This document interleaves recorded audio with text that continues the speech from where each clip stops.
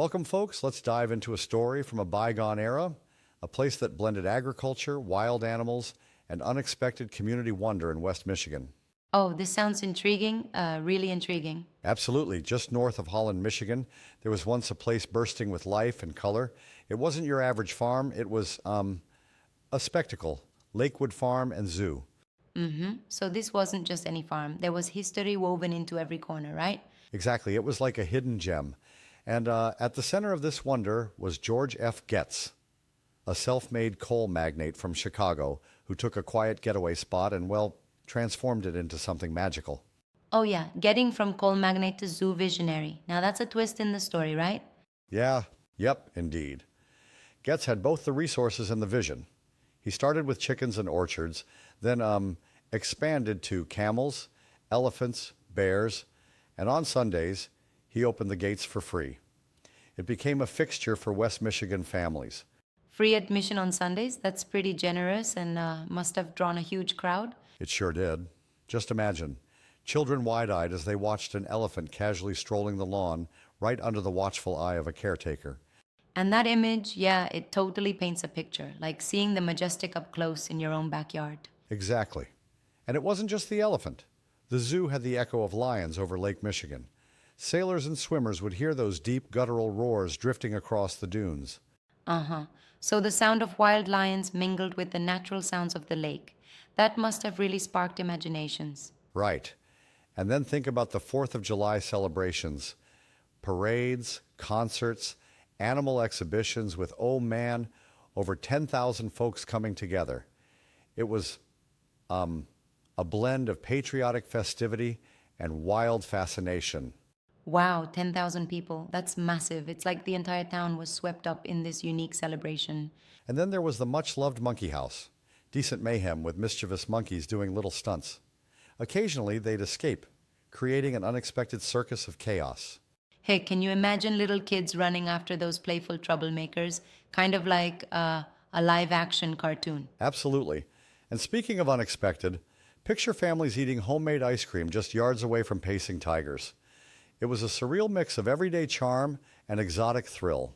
Ice cream and tigers side by side. That's almost like blending opposites in the most delightful way, isn't it? Totally. And what's even more fascinating, beyond the exotic animals, was that the farm wasn't just a zoo. Getz also hosted an experimental working farm. So he was merging agriculture with animal exhibits. But doesn't that seem a tad scattered? Like trying to run two very different shows at once? I get what you're saying, but Getz had this vision to educate as well as entertain. Local school children toured the property, learning about modern farming practices alongside wild animal wonders. Fair enough. It's like he was ahead of his time in blending entertainment with education, though, one might respectfully question if mixing, say, farming demos with wild animal acts could sometimes be a risky cocktail. True, it might sound a bit odd, like trying to mix a farm-to-table experience with a circus. But in the context of early 20th century innovation, it was pretty visionary. I can see that. It must have been a balancing act between nurturing young minds and feeding the public's appetite for the exotic. Exactly. Yet, as with many grand endeavors, the Great Depression eventually cast its long shadow. By 1934, maintaining such extravagance became unsustainable, and the animals, slowly, quietly, were dispersed. That's really sad, but also not entirely surprising given the economic crisis of those times. Yeah, the grand estate gradually fell silent. Nature reclaimed parts of it. But the memories? They lived on. Stories of the zoo are still passed down through generations. Right, like a faded yet persistent echo in the community. Hearing such tales must bring a smile even to those who never set foot there. Absolutely. Imagine an elderly couple reminiscing about their first date spent watching exotic animals, or a former keeper's daughter recalling a day feeding the bears. That personal touch makes the whole story so much more relatable, like every stone and vine has a secret to tell. Exactly. Lakewood Farm and Zoo wasn't just an attraction. It was a symbol of wonder, generosity, and local pride. It brought the world to a small Michigan town, creating memories that outlasted its physical presence. And that lasting impact is what makes history so fascinating. Even when the zoo is long gone, its echoes are felt in the community. Right, it's like a quiet roar in the backdrop of Holland's culture, reminding everyone of that golden era. Yeah, it almost seems like stepping through a time portal just by hearing these stories, huh? It does indeed.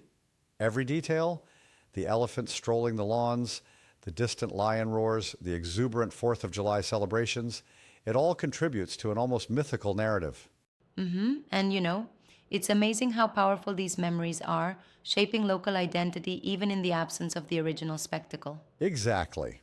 It shows that sometimes the magic isn't just in the physical space itself, but in the community's shared imagination. I agree, though I still wonder if, the mix of farming and wild exhibits sometimes conflicted rather than complemented each other. It's a bit of a double edged sword, don't you think? Sure, I see your point. It might have been a tricky tightrope walk, but perhaps it was exactly that challenge which made the experience even more memorable. It wasn't a perfect system, but it was driven by passion and innovation. Passion can definitely blur the lines between practicality and sheer wonder. Right. And while the zoo is gone, the spirit of Lakewood lives on in the memories of local families, in the remnants hidden behind trees, and in the stories children hear about a time when the extraordinary was just down the road. That's truly compelling. A legacy carved out of both extravagance and community spirit, isn't it? Exactly. It reminds us that sometimes the boldness of vision can leave marks that outlast even the grandest of structures. And that's a powerful lesson in how we remember uh, our past. Truly a fascinating chapter of history that whispers to us even today